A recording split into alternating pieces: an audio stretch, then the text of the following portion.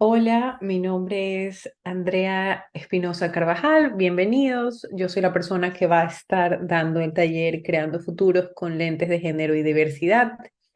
Em, Esta es la primera vez que vamos a hacer el taller de esta manera. ¿Qué quiero decir de esta manera? Pregrabando contenido, esperando que ustedes lo puedan ver en su propio tiempo y tratando un poquito de ser más flexibles con relación al tema de los cortes de electricidad en Ecuador. Entonces, bienvenidos a este taller y a este nuevo formato. Como les decía, mi nombre es Andrea. Yo me especializo en género y desarrollo. Hice mi PhD en la Universidad King's College London y actualmente soy investigadora de un proyecto en la Universidad de Exeter en Reino Unido. Entonces, voy a compartir mi pantalla y vamos a empezar a trabajar con el material de hoy. Eh, ok, entonces, el taller, como les decía, es este seminario virtual, creando futuros con lentes de género y diversidad. Em, Es la primera vez que damos este taller. Yo he dado dos talleres anteriores con el MAC, pero este es la primera vez que lo pensamos para hablar con teoría de la contemporaneidad ecuatoriana. ¿A qué me refiero? Hablar de lo que está pasando hoy en Ecuador usando lentes de género. El formato era muy de conversación, pero bueno, ya sabemos que hay problemas como los apagones que nos obligan a ser flexibles. Entonces, lo que vamos a hacer es, yo voy a grabar este contenido que va a ser de entre 20 y 30 minutos y los días de las reuniones voy a estar conectada a la hora programada, o sea, de 3 a 5. Si ustedes de 3 a 5 pueden conectarse, muy bueno, ¿no? Nos conectamos, me cuentan, llegan con preguntas. La idea es que lleguen con preguntas, que ya hayan escuchado el material y, bueno, me cuenten.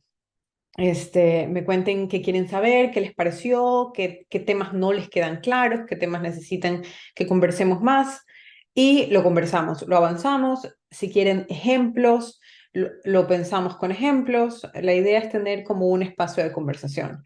Como yo sé que 2 horas de conversación después de haber hecho 30 minutos de escucharme en este formato pregrabado no son ideales. Igual se pueden conectar a destiempo o me pueden escribir un mail. Andrea, mira, me gustaría saber un poquito más de esto. Y yo en ese tiempo, en esas 2 horas que estaban destinadas para el taller, les respondo el correo, les respondo lo que necesiten. Igual, este formato lo voy a escribir en un correo cuando les envíe esta información.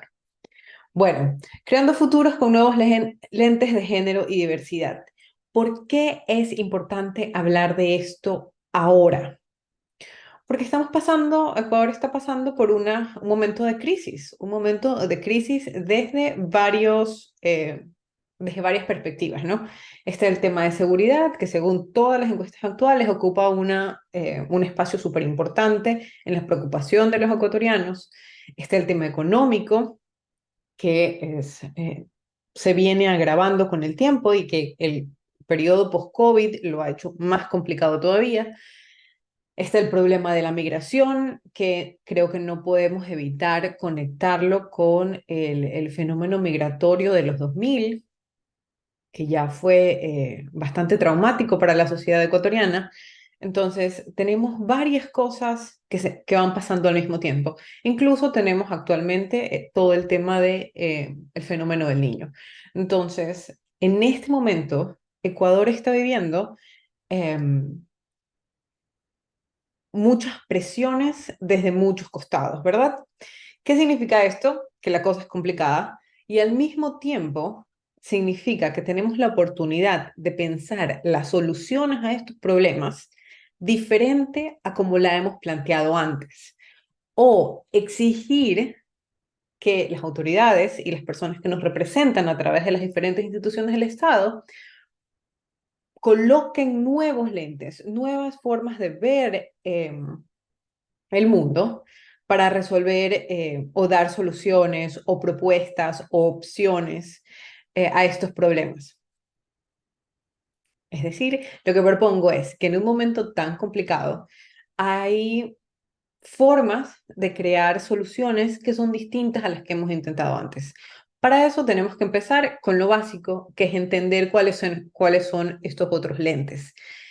Vamos esta sesión a hablar particularmente de conceptos como género, raza y etnia en Ecuador. ¿Por qué? Porque son básicos para entender Ecuador, ya sea en la contemporaneidad o a través de la historia. Entonces, ¿por dónde empezamos? Vamos a empezar por el principio. Creo que ya hice un poquito la descripción del taller, pensar la contemporaneidad ecuatoriana a través de conceptos. Em, ya hice la bienvenida y gracias por escucharme, gracias por estar aquí, gracias por el interés, porque sin gente que se haga estas preguntas no hay realmente opción de que haya cambios y nuevos avances. Y la agenda del día es pensar en por qué conceptos como género, raza y etnia son fundamentales para imaginarnos un mejor futuro. Entonces, cada semana vamos a hablar de un caso en particular. Esta semana vamos a hablar, bueno, esta semana, en la primera y en la segunda sesión, vamos a hablar de conceptos, vamos a hablar de cómo se crea el conocimiento. Entonces, en la primera semana vamos a hablar del concepto de género, del concepto de interseccionalidad y el concepto de raza y etnia. Vamos a dar ejemplos, vamos a pensarlo un poco desde el concepto. La segunda semana vamos a introducir una palabra que a mí cuando empecé a hacer mi doctorado me resultaba me hacía mucho ruido, porque como es complicada y epistemología no es una palabra que utilizamos todos los días y que ahora considero importantísima para esta idea de cambiarnos los lentes, ¿no? Cambiarnos los lentes con los que vemos el mundo.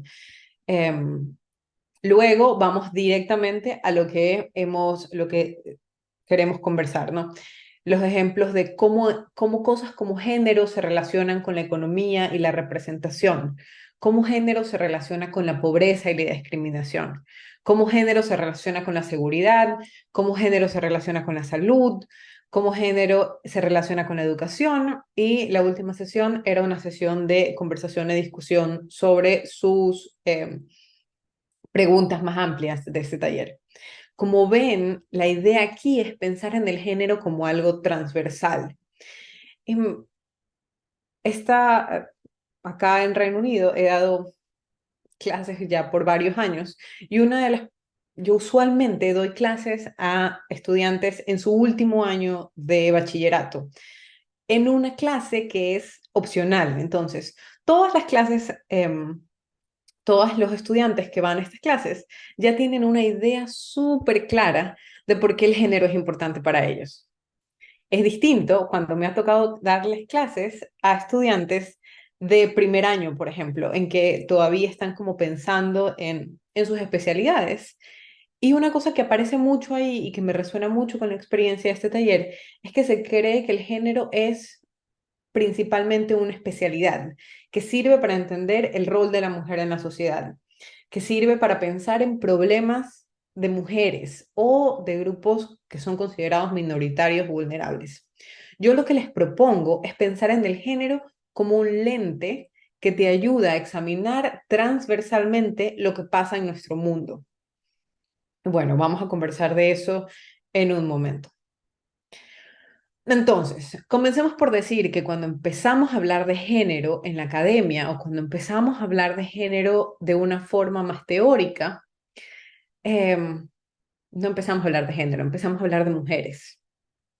Así, el concepto, por ejemplo, en desarrollo, viene de los 70, 80, en que alguien dijo, oigan, bueno, tenemos que pensar de las mujeres en el desarrollo internacional, cuál es el rol de las mujeres. Y eso hace que la transformación histórica del término y de cómo entendemos el término sea complicada, ¿verdad? Por ejemplo, en estas revistas, esta portada de la revista Time es de los 60 y habla de la explosión de población. En el momento en el que estábamos hablando de hay demasiada gente en el mundo, eso significa que hay demasiadas bocas por alimentar, eso significa que debemos controlar la natalidad.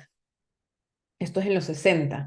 Y como ven en la portada, el protagonista son mujeres y niños. Y esta es la forma en la que hablábamos, todavía no de género, pero en la que se empieza a hablar del rol de la mujer en el mundo. En este caso, en cómo se va pensando el futuro del mundo. Notemos también los tonos de control, ¿no? Es si necesitamos controlar la natalidad, necesitamos controlar los cuerpos de las mujeres, necesitamos, porque esta va a ser la forma de controlar un futuro, de tener un futuro deseable, digámoslo así.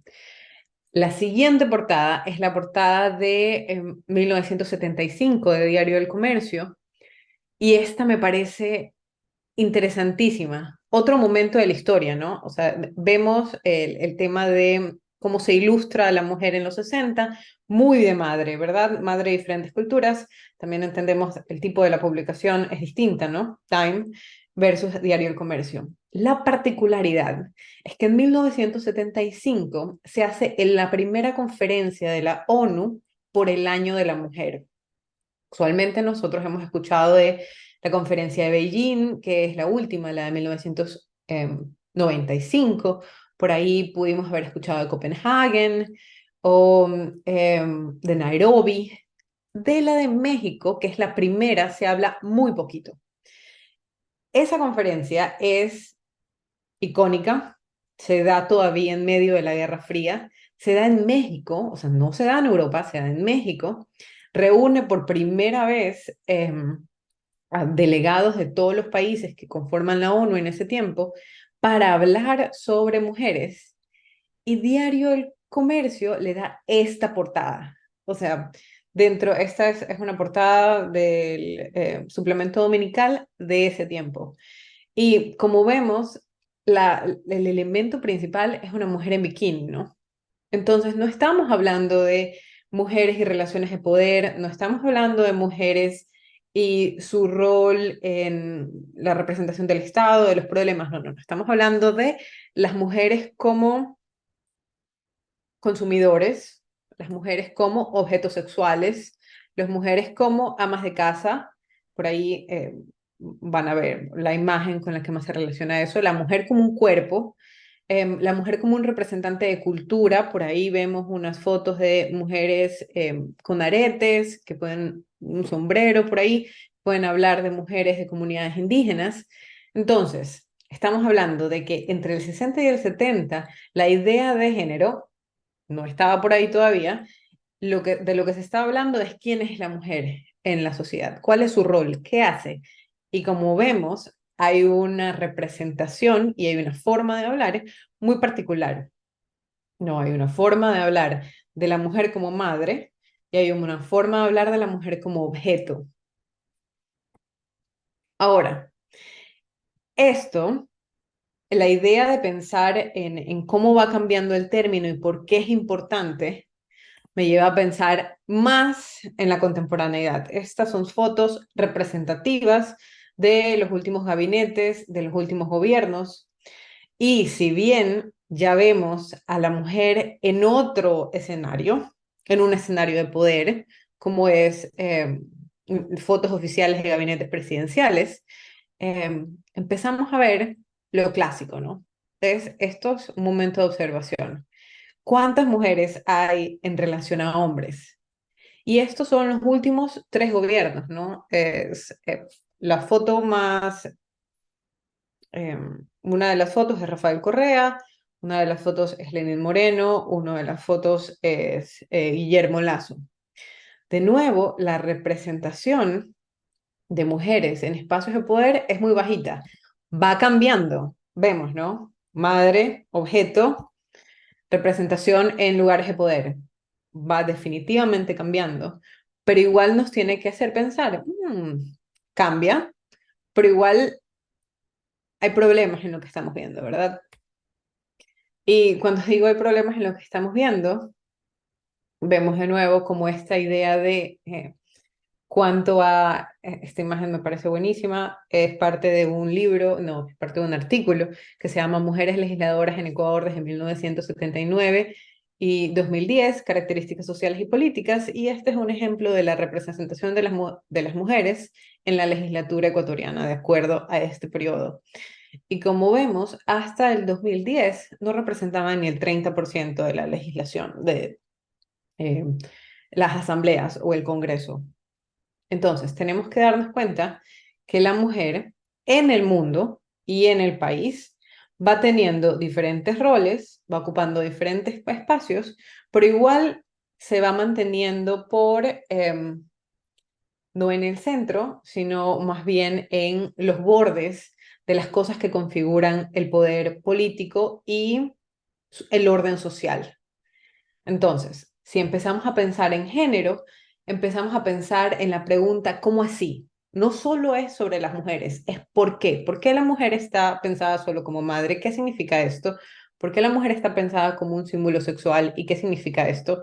¿Qué significa que haya tan poca representación en la legislación? ¿Qué significa que no las veamos tanto en fotos como la de los gabinetes presidenciales? Cuando empezamos a hacernos esa pregunta más allá de la mujer, sino que empezamos a repensar en espacios, en roles, en qué significa eso en las configuraciones de poder en los diferentes espacios, empezamos a pensar en género. Y este es un proceso que a través de la historia se va dando lentito. Eh, Se va empezando a hablar de mujer, se va empezando a hablar de mujer en diferentes ámbitos y luego se va empezando a hablar del concepto de género en sí, de cuáles son las relaciones de individuos con diferentes sistemas de poder. Entonces, esta, eh, esta introducción es para pensar en lo importante que es hablar de género, porque así como hablamos de género y qué significa que las mujeres estén en diferentes ámbitos, en diferentes espacios, también tenemos que pensar en, ok, género no es solo sobre mujeres, género es sobre las situaciones de poder que se generan en este mundo en el que hay diferentes actores, ¿verdad? Y uno de los actores son obviamente los hombres. Y el género te ayuda a entender, o el lente de género te ayuda a entender los privilegios, las prioridades, los sistemas de cómo se van organizando las sociedades a través del valor que le damos a ciertos cuerpos. Entonces, los cuerpos femeninos están pensados para ser madres, objetos, sujetos,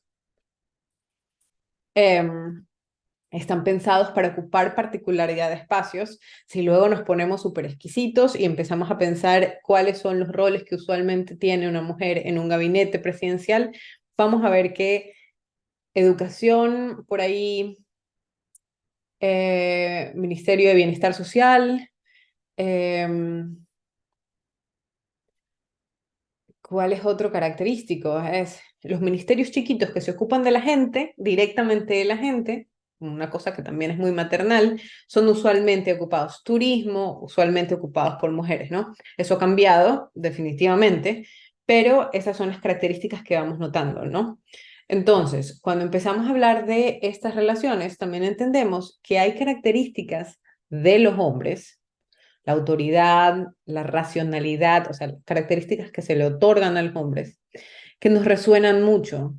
Yo utilicé un montón esta imagen de Rafael Correa y el látigo como un psicólogo en mi tesis por la importancia que se le da a la autoridad y a la representación de la autoridad como, como esto que propone soluciones eh, dinámicas, voy a decir, violentas, que sujeta la autoridad y porque no es solo tener la autoridad, es ejercer la autoridad, la ejerce. Entonces, es un ejemplo que a mí me parece buenísimo, el de Rafael Correa en la primera vuelta de cuando se lanzó para la presidencia. Y estas publicidades de Dale Correa, y era Dale Correa a la corrupción, Dale Correa al piponazgo, Dale Correa, o sea, esta idea de la autoridad, ¿no? Correa como individuo, ni siquiera lo consideremos para el análisis, consideremos lo que comunicaba esto, ¿no? Esta virilidad, esta capacidad de dominar, esta capacidad de controlar, una cosa que se conecta mucho con la figura del hombre. Entonces, mientras ciertas cosas se conectan a la figura de la mujer, ciertas otras características se conectan a la figura de un hombre, y esto se vuelve los estereotipos en los que pensamos, la forma en la que definimos los roles de la sociedad, la forma en la que privilegiamos a ciertos grupos en relación a otros, considerando que estas características son de alguna forma intrínsecas de esos cuerpos y no que han sido otorgadas a través de pactos sociales. Y esto no solo forma parte de las cuestiones conceptuales, de las cuestiones políticas, de la teoría social. No, no, no. Esto afecta nuestro día a día. Para mí esta introducción siempre la hago así como muy tocando diferentes temas, porque el género es transversal, el género lo atraviesa todo. Y a mí me parece muy interesante ver esta imagen, que es la imagen de una mujer en la maratón de Boston de 1967, solo por el hecho de que hasta el 67 las mujeres no podían correr maratones en Estados Unidos. No era permitido. O sea, esta mujer se metió a la maratón. Me parece que su historia es que se metió con el número de su esposo, apoyada por su esposo, porque ella quería demandar el espacio de correr. Ahora, pensemos, detrás de que ella no pudiera participar, está toda la historia de por qué no puedes participar. Y era una historia muy basada en un concepto biológico de que si corría tanto era malo para las mujeres. Entonces, tenemos que entender que esta conceptualización del mundo que da ciertas características a los cuerpos femeninos y que da ciertas características a los cuerpos masculinos, no solo habla de quién ocupa qué espacio, sino qué puede hacer cada individuo, cómo se puede imaginar su futuro. Y con eso también cómo nos podemos imaginar el futuro de nuestras sociedades. Entonces, la idea de pensar y de analizar estos términos como los vamos a analizar es pensar que cuando decimos es que todos los ecuatorianos tenemos que salir adelante y apoyar el hombro y no sé qué, eso no existe. Todos los ecuatorianos, todos los colombianos, todos los mexicanos, todos los latinoamericanos, como un concepto homogenizado de todos tenemos la misma experiencia, apoyemos el hombro, es una ficción, y es una ficción a la que nos adherimos mucho por nuestras emociones con respecto a cosas como nuestra nacionalidad, pero que al momento de aterrizarlas a cuestiones como políticas públicas, a cuestiones como análisis literarios, a cuestiones como análisis sociales, tenemos que entender que cosas como el género nos ayudan a decomponer esto, a entender esto y a dar soluciones, opciones políticas que sean más inclusivas, que sean más sostenibles en el tiempo, que sean más adecuadas a el ambiente en el que nos desarrollamos. Bueno, voy a leer estas dos frases que he incluido aquí. Como sabemos todos los defensores de la política feminista, la mayoría de la gente no entiende el sexismo, o si lo entiende, piensa que no es un problema. Y a eso todo lo que dije anteriormente, ¿no? Estas cosas, la representación de las mujeres en la legislatura, el rol de la mujer como madre, el rol de la mujer como objeto, o la idea de mujer como objeto, han sido consideradas normales a través del tiempo. Es la regla, es lo normal, o sea, es lo que se considera normal, es lo que se verbaliza como normal, es lo que se entiende como normal. Entonces, si decimos que esto es normal, ¿por qué va a ser un problema? Y ahí es cuando el género lo empieza a complicar todo, ¿no? Porque dice, no, pues esto no es normal, esto es una creación, y es una creación que está basada en subordinar a ciertos grupos. Por eso queremos entender el género como un lente para entender estas estructuras de poder y entender cómo estas subordinaciones van afectando a ciertos grupos, van dejando a ciertos grupos a un lado y van privilegiando a otros. Enlow dice, el patriarcado es el sistema estructural e ideológico que perpetúa el privilegio de la masculinidad. Todo tipo de sistemas sociales e instituciones pueden volverse patriarcales. Culturas enteras pueden volverse patriarcales. Y ahí empezamos, si vinculamos con lo que dije anteriormente de el sistema de género, las lentes de género te ayudan a ver la estructura de subordinación que subordina a unos grupos y privilegia al otro, entendemos que lo que se privilegia es la masculinidad, y no cualquier masculinidad, sino una masculinidad hegemónica, una masculinidad particular, porque también tenemos que entender que como hablamos de cuerpos feminizados y dentro de los cuerpos feminizados en la diversidad, la masculinidad también tiene diversidad. Los hombres también subordinan a otros hombres. Bueno, y eso lo podemos conversar luego si tienen más preguntas sobre este tipo de conceptos. Em, pero la idea es que entendamos que hay un sistema de privilegio y el género te propone ese lente para entender y decomponer este sistema de privilegio. Y a través de eso pensar en cómo podemos provocar cambios estructurales que eliminen estos sistemas de privilegio y hagan los sistemas más inclusivos, más sostenibles, más adecuados para respetar los derechos y las individualidades de las personas, ¿no? Esta pregunta me pareció súper, súper buena. Em, ¿A qué tendríamos que renunciar para poder liberar la capacidad creativa radical de la imaginación y obtener lo necesario para la tarea de pensar el mundo de otra manera? Aquí un amigo me hacía una pregunta en alguna ocasión pensando en, ok, Andrea, pero entonces cuando hablamos de feminismo, cuando hablamos de género, también hablamos de quitarle espacio a gente, ¿verdad? O sea, también hablamos o sea, si hablamos de privilegio y estamos hablando de cambiar estructuras, también estamos hablando de reconfigurar espacios, ¿no? Y sí, sí, la idea es que cuando empezamos a hablar de cómo liberar esta capacidad creativa, tenemos que pensar en todas las cosas que en nuestra cabeza tenemos que trabajar para deconstruir, para decir, no, pues esto no es normal. Si esto no es normal, yo no puedo reclamar un privilegio que no tiene por qué ser mi privilegio.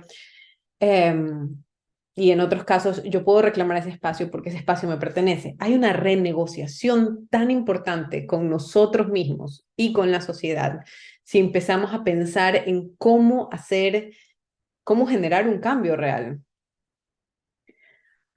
Yendo más hacia los conceptos, podemos empezar por el principio. El concepto más básico que tenemos que entender es sexo, ¿verdad? Sexo se ha entendido en lo más básico como un equivalente a lo biológico, ¿verdad? Entonces, estamos hablando de sexo, estamos hablando de aparato reproductor masculino, aparato reproductor femenino, equivalente a lo biológico. Y al género se lo ha tratado usualmente como una construcción social, lo que hablábamos, ¿no? De las construcciones y los privilegios, y cómo esas construcciones se imponen sobre cuerpos sexuados. Si es una construcción social, la frase clásica es, uno no nace mujer, se hace mujer. Se habla de una interpretación cultural de los cuerpos, a ese cuerpo que nace, o sea, que le decimos niña, niño, le damos todo este bagaje de lo que es ser un niño, de lo que es ser una niña. Una herramienta y lo que yo les propongo es como esta opción que es un poquito más, yo le diría, complicada, lo podemos decir sofisticada, pero es la opción más complicada de entender el género como una herramienta para analizar estructuras de poder, que tiene que ver con estos roles que le damos a estos cuerpos sexuados. Ahora, siempre se ha hablado de esto como sexo y género, dos cosas separadas. Lo que entendemos ahora es que estos dos conceptos están realmente entrelazados. Tu biología y esta construcción social no viven separadas. La construcción social afecta fuertemente a la biología de formas eh, pequeñas y de formas gigantescas. Un ejemplo, creo que no lo he incluido en esta presentación, es el tema de las hormonas. Por ejemplo, los hombres que hacen más trabajo de casa, o sea, que usualmente es un trabajo más tranquilo, me refiero a lavar, planchar, limpiar el piso, que usualmente han sido actividades que manejan las mujeres en la casa, tienden a tener niveles de testosterona más bajos, niveles hormonales de testosterona más bajos que hombres que están, no sé, pues en el gimnasio haciendo CrossFit todo el día.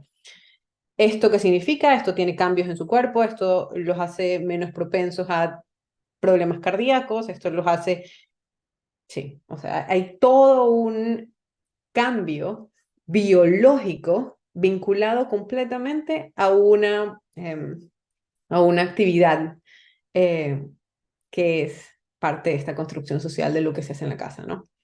Entonces tenemos que entender que el género y el sexo están vinculados, que la construcción social afecta a nuestros cuerpos.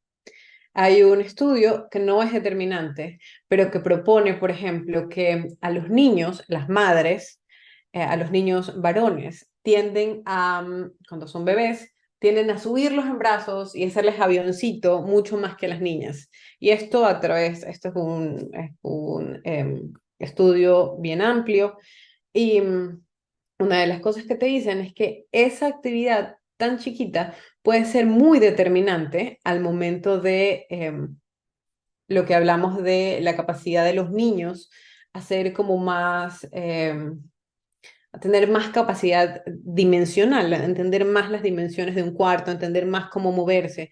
Solo esta pequeña actividad de alzarlos en brazos puede ser determinante para esa clase de cosas. Luego, si ves análisis históricos, también te vas a dar cuenta que actualmente las mujeres son físicamente mucho más fuertes que las mujeres en otras décadas, solo por la capacidad, solo porque ahora las mujeres pueden hacer ejercicio. O sea, si vamos de nuevo a la imagen de la maratón, si antes las mujeres no podían correr maratones hasta finales de los 60, pero ahora pueden correr maratones y y participar en deportes olímpicos y tener toda esta representación, eso hace que esta generación de mujeres tenga cuerpos que tienen otras características. Entonces, nuevamente vemos cómo esta construcción social tiene una vinculación directa con el aspecto al que siempre le hemos llamado biológico. Bueno, la idea de esta separación viene desde los 70, donde los sexólogos John Money y I will butcher his name, Edhart, popularizaron la idea de que sexo y género son categorías separadas. Este es un concepto antiguo, como lo vemos, viene de los 70. El sexo, argumentaron, se refiere a los atributos físicos y viene determinado por la autonomía y la fisionomía, anatomía y la fisionomía, mientras que el género es una construcción psicológica del yo. Como lo expliqué hace un rato, esto es un concepto que ya es bastante antiguo, que también ha sido muy fácil de explicar, ¿no? Porque por un lado decimos, ah, bueno, biológico, por el otro lado decimos, ah, no, construcción social, y parece que son conceptos como que viven en su propia burbuja. Cuando los mezclamos y decimos, bueno, no, el cuerpo no se separa de este ámbito de lo social, que es impactado directamente por cómo se construyen estas ideas de lo que es un hombre y una mujer, la cosa se complica un poco. Ahora, es justamente en estas construcciones en las que vemos las complejidades, ¿no?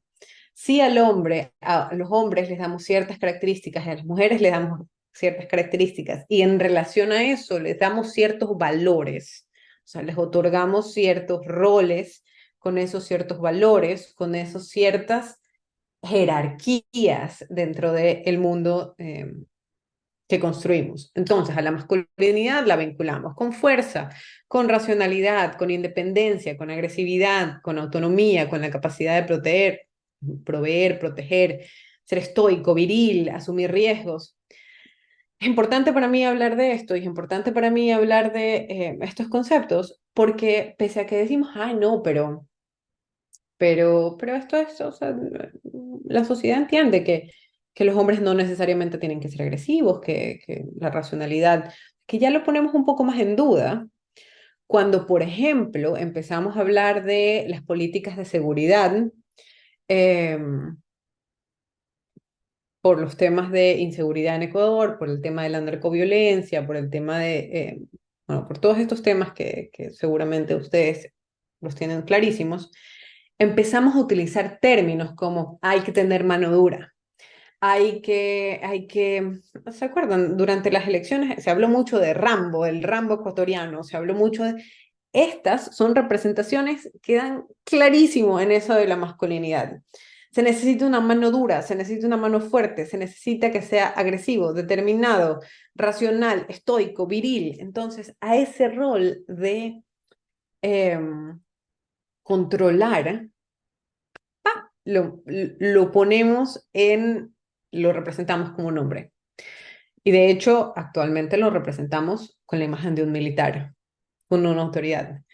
Entonces, estos conceptos no se escapan del día a día de cómo hablamos, del día a día de cómo pensamos en soluciones. De hecho, están completamente arraigados. Entonces, la idea es que la próxima vez que digamos, mano dura, no sé qué, no sé qué, recordemos que esto, a ver, ok, ¿a qué realmente me estoy refiriendo? Es la idea de tener estos conceptos en la cabeza, es darnos esos 10 segundos más de, ok, ¿qué estoy intentando decir aquí? ¿Qué valores estoy imponiendo en este discurso? A la larga, ¿qué estoy queriendo decir con esto? Okay. Así como hablamos de las masculinidades de esta forma, también podemos hablar de la feminidad de esta forma, ¿no?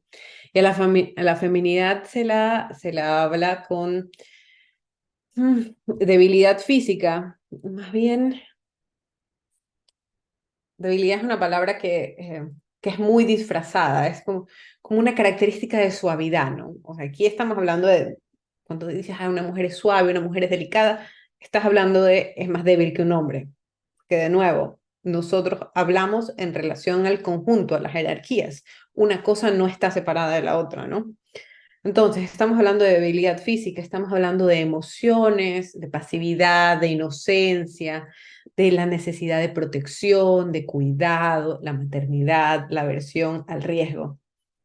De hecho, una de las cosas que vamos a conversar cuando lleguemos a la semana en la que hablamos de seguridad es cómo todas estas perspectivas de militarización, estas perspectivas de la mano dura, de la autoridad, tienden a jugarnos doblemente peligroso, ¿no? Por un lado, la hipermasculinización de la sociedad y por el otro, regresar a momentos en que decimos, no, pero es que hay que defender a las mujeres. Ya no hablamos del derecho de la mujer al espacio, el derecho de la mujer a hablar, el derecho de la mujer a protestar. No, pero es que estos tiempos son muy difíciles. Tenemos que proteger a las mujeres. Y tenemos que pensar históricamente qué ha significado proteger a las mujeres. Entonces, nuevamente, todos estos conceptos tienen un rol muy importante en entender lo que está pasando actualmente en Ecuador y entender también qué significa lo que podemos hacer para plantearnos un mejor futuro. Entonces, la sociedad esperan que los hombres muestren rasgos de privilegio y las mujeres sean sus rivales, asumiendo así que tanto los hombres como las mujeres se comportan de acuerdo con el género y a menudo recompensando socialmente la conformidad y castigando socialmente la desviación. Y ahí empezamos a hablar de la construcción de lo que es normal y de pensar en cómo estas jerarquías de lo que es masculino, lo que es femenino, lo que es subordinado, lo que es pasivo, lo que necesita más espacio, lo que reclama más espacio, em, se convierte en una cosa que vemos como normal. eh, que vemos como esperada, que, y que nos cuesta mucho de construirla. Una de las partes súper complicadas de hablar de género, y creo que eso no está incluido en mi presentación, es cómo el género, así como se reconoce dentro de la representación política, como en las fotos que les enseñé, o en el gráfico de la legislación, o en las carátulas de las revistas, en la presentación de madre o de la representación de un objeto sexual, cómo estas cosas no solo tienen que ver con lo que vemos fuera de la casa, sino con lo que vemos dentro del hogar. Esta representación de qué es una mujer, cómo se comporta una mujer, qué hace un hombre, cómo se comporta un hombre, no solo están por fuera, están muy por dentro. Entonces, cuando empezamos a deconstruir estos mundos, empezamos a decir, ah, pero ¿cuál es el rol? Pero que no sé qué. Usualmente hacemos también un trabajo introspectivo que nos hace pensar cómo han sido los roles en nuestras familias. Y ahí se vuelve una cosa muy complicada, ¿no? De nuevo, estamos hablando de estas normalidades, estas conformidades. No solo estamos normalizando cosas que están pasando fuera del hogar, sino cosas que siempre han pasado fuera del hogar. Y cuando empezamos a repensar esto y decimos, la forma en la que se portaba mi abuelo no está bien vista hoy. La forma en la que se portaba mi papá no está bien vista hoy. Pero yo quiero a mi abuelo. ¿Es mi abuelo una mala persona porque tenía estos privilegios y subordinaba a otras personas en el hogar? Es estos lentes nos facilitan ver cosas que son extremadamente incómodas dentro de nuestros hogares y por fuera en la sociedad. Y nos hace cuestionar cosas que consideramos o hemos considerado normales o parte de las estructuras que vimos como normales cuando íbamos creciendo. Y esto es complicado, esto nos hace ruido, esto nos hace poner a la defensiva, esto nos hace decir, pero no, pero siempre ha sido así, por qué lo voy a cuestionar? Bueno, la idea de todo este curso es intentar cuestionar estas ideas y decir, bueno, no funcionó antes, no va a funcionar ahora.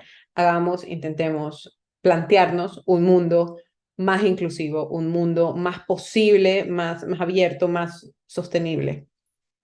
Ok. Todo este curso está pensado en esta ocasión muy para hablar de Ecuador, a diferencia de los que he dado en las ocasiones anteriores. Pero también, al mismo tiempo, siempre voy a incluir cosas como estas, porque no quiero que se piense que que el tema de las masculinidades y las masculinidades hegemónicas y esta idea de subordinación se vincule solo con Ecuador. Esto es algo que pasa mundialmente. Todos los países siguen manteniendo estructuras bien verticales, bien jerarquizadas, que proponen subordinaciones. Todas las peleas, o sea, por igualdad en derechos han sido y son extremadamente complicadas alrededor del mundo. Me parece en un país nórdico muy recientemente se dio un paro nacional de mujeres que incluyó a la primer ministra de ese país de vamos a parar por un día, no voy a hacer nada, solo para que te des cuenta cuál es el rol de la mujer en el sector productivo y te des cuenta que las mujeres necesitan igual remuneración económica porque sin ellas la economía no se mueve.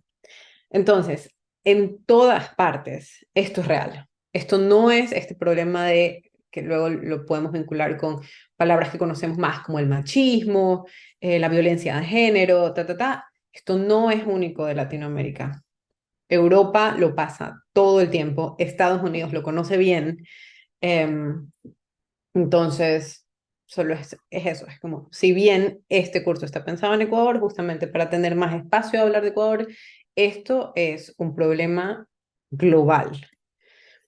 Ahora, si hablamos un poquito de género y hablamos un poquito de cómo esto crea jerarquías que dan privilegios a ciertos grupos y subordinan a otros, privilegios para los hombres y la exposición de cierto tipo de masculinidades y subordina a los cuerpos feminizados. Em, si entendemos el género como eso, el siguiente concepto es también extremadamente importante para entender, bueno, los siguientes dos conceptos, para entender un poco la necesidad de cambiar miradas y conceptos en Ecuador. Uno es raza y el otro es etnicidad. ¿Por qué raza es un tema súper importante para entender conceptualmente? Porque tenemos que desbaratar lo que significa. El otro día escuchaba un podcast en el que alguien se estaba haciendo un punto sobre inclusión, sobre la necesidad de reconocer cómo tu cédula de identidad puede decir mestizo y cómo los ecuatorianos somos mestizos. Y en algún momento la palabra mestizaje derivó en una conversación de raza y alguien decía, no, pero es que mi raza creo que esta persona decía, mi raza es mi raza montuvia, mi raza es mi raza negra. Y el tema de raza tenemos que entenderlo como una cosa complicada que nace desde una necesidad de crear un otro al que también se subordina, no por su cuerpo sexuado, sino por su biología, y ni siquiera sobre su biología, sino cómo se entendía en ese momento su biología. Raza es por sí un concepto discriminador.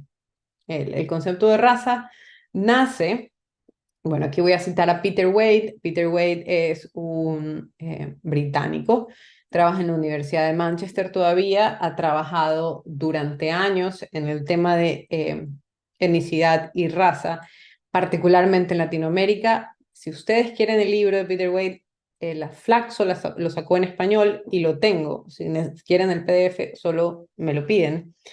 Dice, raza. A menudo se ha utilizado la raza para negar o limitar a los grupos considerados inferiores a los blancos occidentales y sus descendientes en las Américas, em, para negar o limitar el acceso al saber y al poder, en fin, para poder seguir dominándolos o defendiéndolos o defendiendo así el privilegio de ser. A partir de la década de 1960, algunos biólogos y antropólogos demostraron, primero, que había demasiada variación biológica dentro de las categorías que tradicionalmente se habían considerado razas, y segundo, que no hay suficientes diferencias sistemáticas entre ellas, sobre todo los humanos habiéndose movido y mezclado así a través de la historia. Cuando hablamos de raza, tenemos que entender que raza como concepto fue creado en la academia occidental, fue creado en Europa, como un concepto para decir blanco bueno, negro, café, otro color, malo o diferente, pero diferente en una relación de subordinación. Con esto se crearon conceptos. La academia tiene mucho que ver, por eso la necesidad de hablar de epistemología es en la siguiente sesión.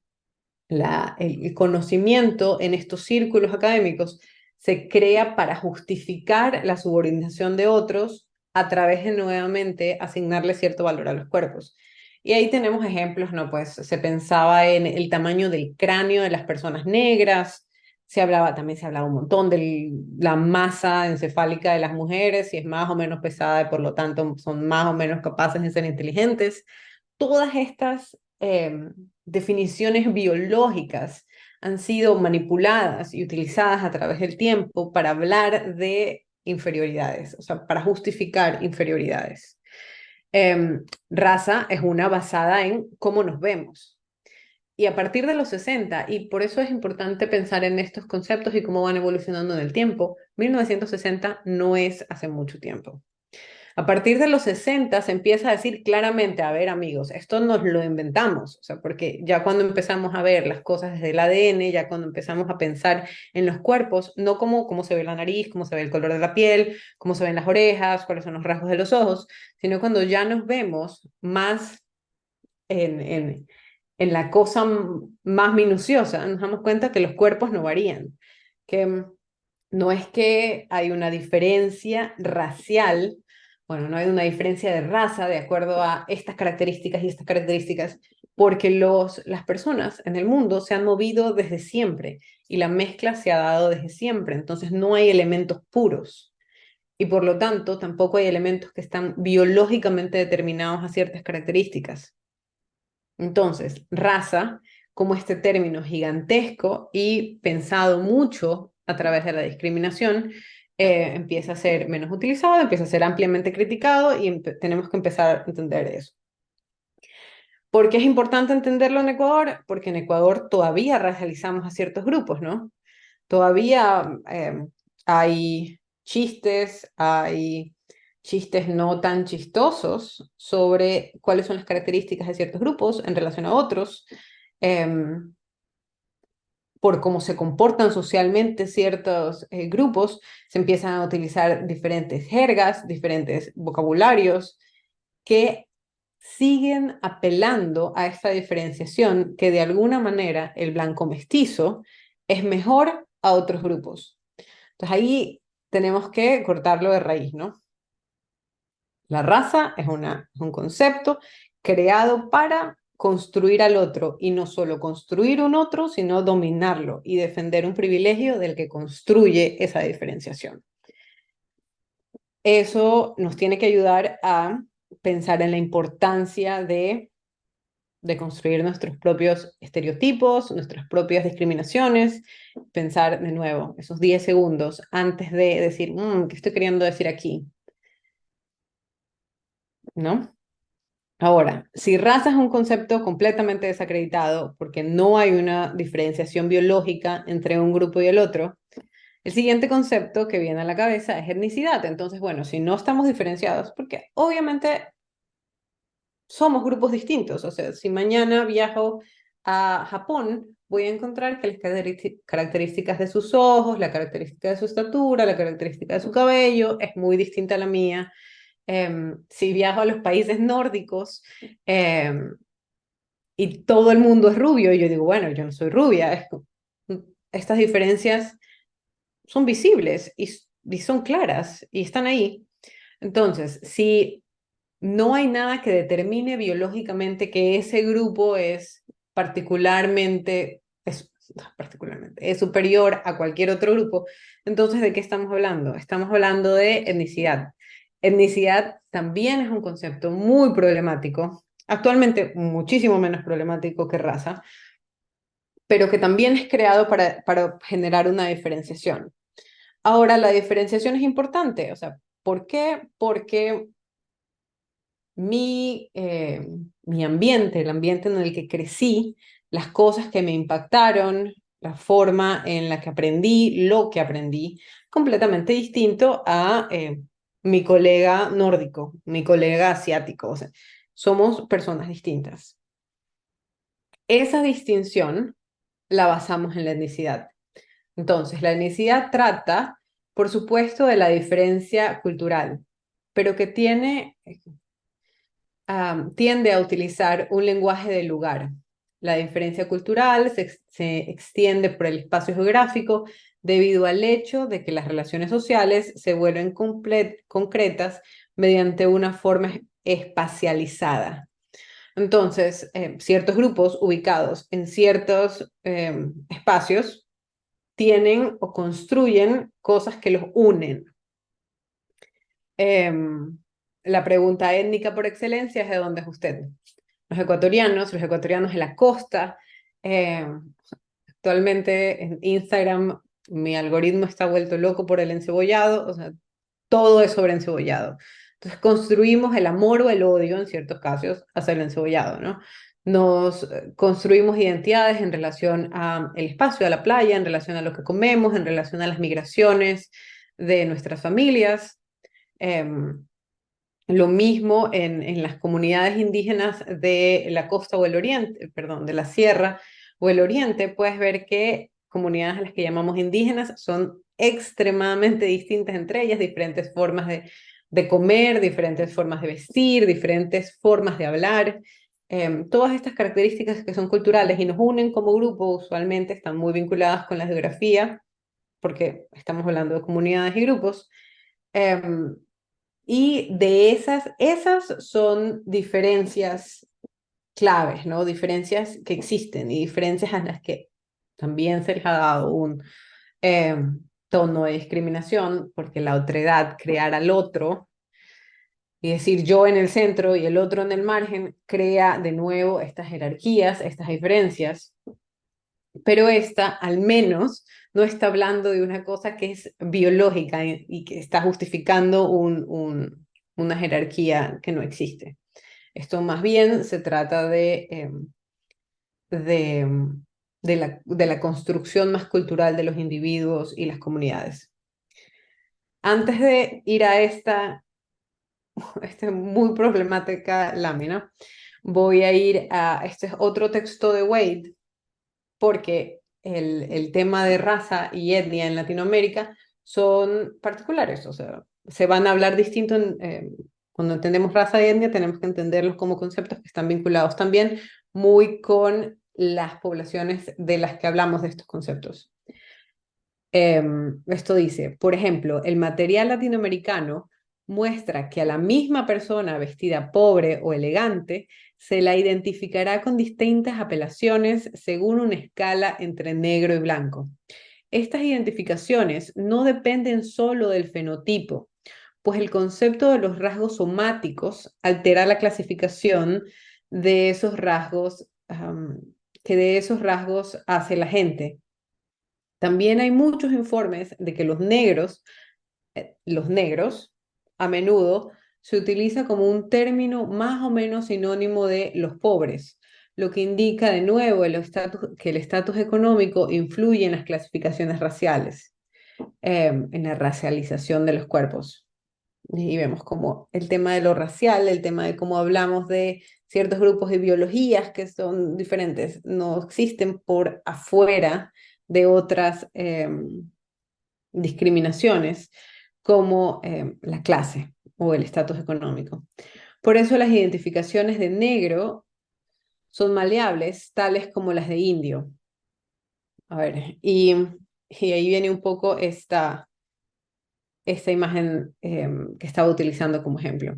Durante mucho tiempo, Ecuador, un país con historia colonial, un país que desarrolla históricamente jerarquización de cuerpos en relación a estas ideas de la raza, eh, em- tiende a clasificar a su gente, ¿no? Estas imágenes son de un libro que se llama Imágenes en Disputa, publicado por Flaxo, y obviamente recoge de manera crítica estas láminas que aparecían, bueno, de un lado tenemos una de estas láminas que para la gente más joven yo creo que ya no las vieron nunca más, pero para los que crecimos en el sistema educativo en los 90, tú ibas a la papelería y pedías una lámina no estoy segura de cuál era el título de la lámina, pero pedías una lámina de etnicidad del Ecuador. Yo me aventuraría a decir que eran razas del Ecuador.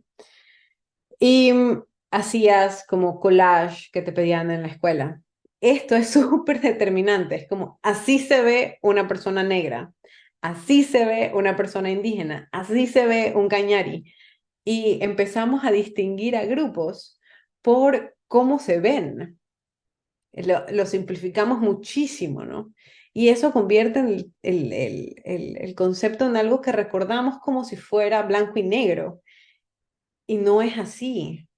Y no es así y es complicado de entender y tiene repercusiones sumamente importantes, porque luego no entendemos el porqué de, a lo mejor sí lo tenía aquí, el porqué de en momentos como el censo nacional. Actualmente las personas, los afroecuatorianos, se autodenominan menos afroecuatorianos. Hay una disminución, seguramente ustedes vieron esto en las noticias, fue parte muchísimo de las noticias, de cómo en el censo del 2010 había 7,2% de afroecuatorianos en Ecuador y en el actual censo ese número baja a 4,8. Entonces, no es que se desaparecieron un montón de personas, es que muchas de estas personas dejaron de llamarse a ellos mismos afroecuatorianos.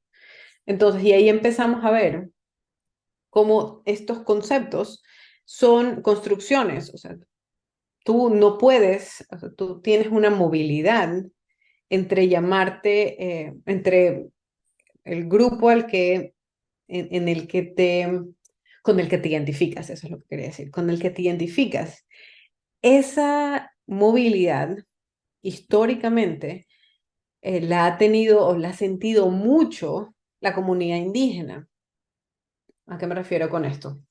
La comunidad indígena, cuando se sale del sistema de haciendas y cuando empieza a ganar un espacio, cuando la CONAIE se construye como CONAIE, cuando Pachacutic empieza a existir, cuando en el 78 se reconoce que todo el mundo tiene derecho a votar, no solo, o sea, se eliminan todos estos ideas de para votar necesitas saber leer y escribir, que era parte de la Constitución hasta el 78. Cuando se quita todo esto y las comunidades indígenas empiezan a tener o el individuo indígena empieza a tener un rol más grande en la sociedad, lo que hicieron muchos padres indígenas fue dejarles de enseñar el idioma de su comunidad a sus hijos para que sus hijos pudieran pasar por un proceso de integración a la comunidad blanco-mestiza de una forma menos dolorosa para ellos, en que los sometan menos a la discriminación. Eh, y ahí es cuando hablamos de la importancia de entender el poder de estos conceptos y la necesidad de tomarnos estos 10 segundos antes de hablar de las cosas como las hablamos y repetir chistes y repetir expresiones que no tienen cabida. ¿Por qué? Porque afectan directamente a individuos y afectan directamente a comunidades y afectan directamente a grupos. Hay una amplia un número de personas indígenas que, pese a tener conexiones directas con las comunidades de la sierra, no hablan el idioma de sus abuelos, no hablan el idioma de sus padres, no son bilingües, solo porque hubo una necesidad de integración vinculada a que si no te integras a la fuerza a un proyecto político como es el mestizaje, ibas a ser excluido. Y ahí es cuando hablamos de el rol de estos términos en cuestiones como la discriminación. Ahora, eh, y decimos, no, pero esto es súper importante, claro, esto hace mucho sentido, pero ¿por qué nos afecta esto? Esos factores de discriminación afectan cómo pensamos en la educación. O sea, hay una gran ruptura en los 90, finales de los 80, inicios de los 90 en el mundo, cuando se empieza a hablar de los derechos de las comunidades indígenas en particular, y se empieza a exigir internacionalmente que se reconozcan estos derechos. Y en los países se empieza a incluir en las constituciones la idea de multiculturalismo, lo plurinacional, y a través de la inclusión o sea, de nuevo, la inclusión de estos pequeños conceptos, que no son tan pequeños, se empiezan a repensar los sistemas de educación. O sea, Ecuador tiene un sistema de educación intercultural, que quiere decir que en comunidades indígenas también se habla quichua, por ejemplo, como uno de los idiomas de las comunidades. Que tiene, aunque sea un poquito de sensibilidad para respetar la cultura de estas comunidades. Entonces, todo esto afecta la forma en la que planteamos la educación, la forma en la que planteamos los sistemas de salud. Ecuador también tiene un sistema de salud que se llama el mismo intercultural, pero que tiene muchos problemas, incluyendo en las zonas más vinculadas con las comunidades indígenas. Entonces, estos términos, estas formas, están completamente vinculadas a no solo las discriminaciones habituales, me lo digo con ese respiro porque deberíamos ser muy conscientes de cómo hay agresiones raciales todos los días, de muchas formas, de broma en broma, y lo problemático que eso es. Pero al mismo tiempo afectan un montón cómo pensamos la nación, cómo pensamos las instituciones que afectan el acceso a servicios de diferentes grupos. Temas como raza y etnia y la sensibilidad que tenemos hacia esos temas afectan claramente cómo poblaciones tienen acceso a cosas como educación y salud. Y tienen otras implicaciones súper importantes, como por ejemplo al momento de visualizar cómo es Ecuador, qué tan diverso es Ecuador. Ahora pensamos, no, pues la población afroecuatoriana es chiquitita. Y de hecho tenemos que pensar qué significa esto, qué significa que la población ecuatoriana se autoidentifique menos. De hecho, ¿qué significa que la población afroecuatoriana se identifique menos considerando que son las poblaciones en este momento más vulnerables a la violencia en el país? ¿Qué tanto estigma está vinculado actualmente a ser afro en Ecuador? Y nuevamente, esas preguntas que parecen como de conciencia social tienen muchísimo que ver con, entonces, cómo vamos a pensar las políticas públicas de seguridad, cómo vamos a pensar las políticas públicas de acceso a la salud, cómo devolvemos dignidad hacia ser llamado de esta comunidad. Em, Todas estas cosas son más importantes que un concepto, son el concepto llevado a la práctica y la práctica llevada a la visualización de cómo queremos un futuro para Ecuador. Ahora, si regresamos al concepto de Wade y decimos, bueno, entonces cosas como, es que las cosas nunca van por separado, ¿no? La biología de un latinoamericano, ni siquiera la biología, dejemos esa palabra fuera, la forma en la que se ve un latinoamericano usualmente es muy mixta. Entonces, usualmente nos podemos llamar mestizos y decimos, bueno, ya para sandearlo todo, todos somos mestizos. Obviamente eso no funciona así porque nos reconocemos distintos con diferentes facciones y nos vamos categorizando de formas distintas. La sociedad nos trata distinto. Perdón. La sociedad nos trata distinto y tal. Pero, y ahí vienen todas estas pequeñas cosas. Okay. ¿Qué pasa cuando una persona negra está vestida extremadamente elegante? Entonces, ¿voy a considerar sus características físicas o voy a considerar sus características, sus distinciones de clase? Voy a considerar qué voy a priorizar al momento de categorizar a esa persona como la quiero categorizar. ¿Mm? Todos estos conceptos están muy entrelazados. Uno no, al momento de mm, como darle sentido a la sociedad en la que vivimos, utilizamos más de uno de estos elementos, más que el género, más que la etnicidad o más que nuestras ideas de racialidad, para darle, otorgarle ciertas características, ciertos valores, ciertas formas de categorización a ciertos grupos. Estos conceptos trabajan juntos. Y ahí viene un concepto que se llama la interseccionalidad. Es un concepto que académicamente nace en los 90 con una académica legal que se llama Kimberly Crenshaw, y ella habla de la interseccionalidad desde, no sé si ya dije que es americana, ella trabaja en la interseccionalidad desde pensar en las mujeres negras americanas. Entonces, una mujer negra americana pasa por dos tipos de subordinaciones, la idea de ser mujer y la idea de ser una mujer negra.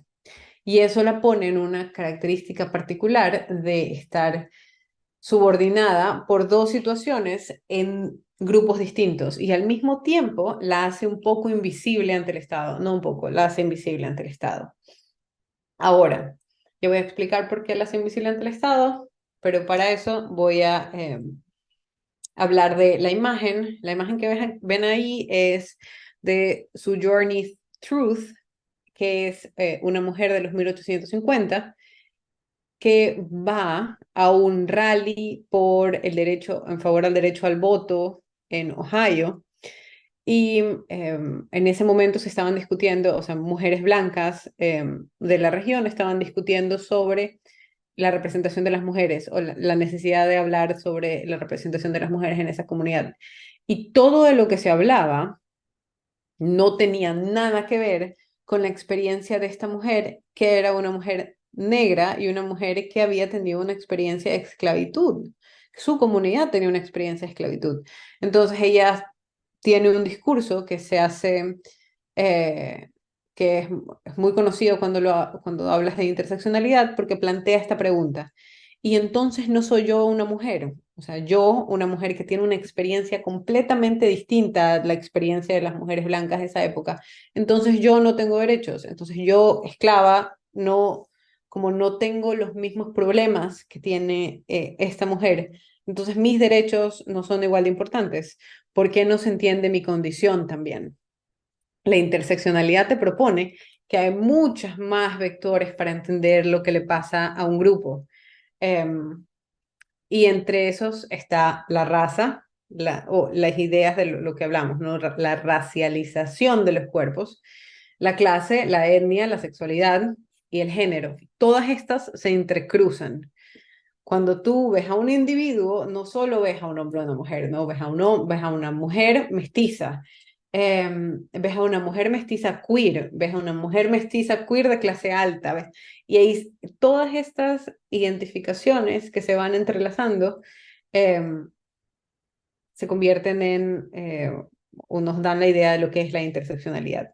Todas estas variantes no funcionan separadas, funcionan muy juntas y al mismo tiempo, y regresando a la primera idea de qué nos aporta el género, este lente para ver las jerarquías dentro del mundo, nos proponen en ciertos casos subordinaciones múltiples. Una mujer indígena rural no va a tener la misma experiencia de una mujer urbana clase alta, mestiza o blanco mestiza. Ni siquiera si fuera mestiza y luego solo autoidentificada blanca. Esas características son muy distintas. Y en relación a esas características, necesitamos pensar el mundo. Y en algunas ocasiones es una cuestión muy fácil a la que llegar es, pero Andrea, esto es complicadísimo, ¿no? Entonces, ¿qué? Pues cuando quiero pensar en políticas públicas, tengo que pensar en la política, cómo va a afectar esta política a la mujer blanco mestiza urbana, blanco mestiza blanca, clase alta blanca, indígena, rural, etcétera. Y voy a pensar en todas estas categorías. Y la respuesta es sí. O sea, tal vez no así de diferenciado, pero las políticas necesitan, para ser inclusivas, para ser realmente, para pensar de una forma distinta el futuro de las sociedades, necesitan incluir todas estas particularidades. Y esto no es nuevo, esto no se lo inventó Andrea, esto no es Andrea diciendo como, no, pero ¿y esto? Tengo el gusto de conocer a una colega que es una politóloga chilena que hizo el doctorado en la misma universidad en la que le hice yo, y ella trabajaba en un proyecto creado por Michelle Bachelet en Chile, que era como un laboratorio de políticas públicas. No sé si todavía existe el laboratorio, yo creería que sí, pero en el tiempo de Bachelet ellos eran un laboratorio para probar cómo funcionaban diferentes políticas públicas en diferentes poblaciones. Y de hecho era una cosa muy de la política pública en lo más práctico. O sea, me acuerdo que uno de sus ejemplos clásicos es cómo va a leer una planilla de luz una persona que vive en Santiago, una persona que vive en una zona rural, un anciano que vive en una zona urbana, un anciano que vive en una zona rural, porque las diferentes personas iban a leer una planilla distinta, una planilla de luz de una forma diferente, y en ese momento lo que se quería era, por ejemplo, generar un ahorro de energía. Entonces, cómo estandarizo una planilla para que llegue a diferentes grupos y el Estado, uno, haga su trabajo y entienda a esos grupos de una forma como son distintos y se beneficie de haber entendido esas diferencias? Eso es innovación en política pública y tiene un espacio y tiene una historia y se logra. El problema es cuando no vemos estos diferentes vectores, cuando no entendemos primero por qué son importantes, qué rol tienen en la creación de nuestra normalidad, ¿Qué rol tienen en la creación de nuestras políticas públicas? Cuando no los entendemos y decimos, no, pues es que lo que necesitamos es una política que sea súper buena y homogeneizamos, ahí las políticas resulta que no son pues súper buenas. Entonces ahí tenemos paros y ahí tenemos el alboroto que siempre se arma porque no se entiende y no se da espacio, no solo no se entiende, sino que no se reconoce el valor de entender cómo la diversidad necesita ser entendida y tratada como tal, como diverso, ¿no? Lo homogenizante tiene una historia en Latinoamérica, pero es una historia de opresión y es una historia que nunca ha favorecido a ningún grupo y que nunca termina favoreciendo al Estado tampoco. Ahora, esta discusión de género, de raza, de etnicidad, de cómo son temas complicados, de cómo nos afectan tanto en lo público y en lo privado, em, está vinculado también a las olas del feminismo. ¿Cómo? Básicamente por los tiempos. El movimiento feminista ha cambiado a través del tiempo y entendido estos em, cambios en los conceptos a través del tiempo y como el mundo, ¿no? En la primera ola del feminismo, que se da más o menos entre los 1840 y los 1920, se habla principalmente del derecho al voto y el derecho al voto como la representación del derecho a la ciudadanía. Entonces pensemos en que si yo les presentaba esta foto de 1960 en las que se pensaba a la mujer solo como una madre o como este cuerpo que necesita ser controlado para evitar la explosión poblacional, entre esa época, recién estamos, entre 1840 y 1920, recién estamos pensando en, ok, las mujeres también son gente, las mujeres también tienen derecho al voto, las mujeres también tienen derecho em, a votar por sus representantes. En la siguiente ola, que es la ola que se da más o menos entre, y a esto los llamamos olas por lo que significa, ¿no? La magnitud del cambio conceptual, social, que presentan. La segunda ola entre los 1960 y 1980 se basa en este eslogan que sigue siendo extremadamente relevante. Lo personal es político. Y habla mucho más, ya estamos con el tema de la ciudadanía, pero ahora empezamos a hablar del control sobre el cuerpo y sobre los espacios. Cosa súper importante en la segunda ola, la pastilla anticonceptiva. Cosa súper importante en esa ola, el acceso al crédito, el acceso al... esto es basado mucho, las olas son muy pensadas en relación a Estados Unidos. Eh, de nuevo, la importancia de hablar de epistemologías, dónde se crea el conocimiento, cómo se crea el conocimiento. Estas olas están pensadas en relación a los procesos históricos norteamericanos. Entonces, estamos pensando también mucho en el acceso al crédito, en el acceso a la posibilidad de heredar, a la posibilidad de tener, que tampoco era hasta los 80 algo necesariamente relacionado con las mujeres. Y si no tienes propiedad, ¿qué significa? ¿Cómo te divorcias si no puedes tener acceso al crédito? Toda esta clase de preguntas empiezan a aparecer en los 80. En los 90 en adelante, la tercera ola, que hay una discusión entre si seguimos en la tercera ola o ya estamos hablando de una nueva ola del feminismo, ya se habla de la interseccionalidad y se incluye este término del que hablamos hace un ratito de Kimberly Crenshaw, porque de nuevo, si bien la pastilla anticonceptiva era importante en la segunda ola, si bien el acceso al crédito era súper importante y el acceso a las hipotecas y el acceso al poder económico y la mujer saliendo de casa y llegando a las oficinas, empezando a tener un rol más importante remunerado en el sistema productivo, no se reconocía que esa experiencia, ese es un feminismo, el que Oxana llama un feminismo blanco, es una experiencia que dice, ah, no, pues todas las mujeres estamos viviendo lo mismo. Pero no, pues no todas las mujeres estamos viviendo lo mismo. Las mujeres en Latinoamérica no vivieron, no experimentaron las olas de la misma forma. Las mujeres indígenas en Latinoamérica no experimentaron las olas de la misma forma.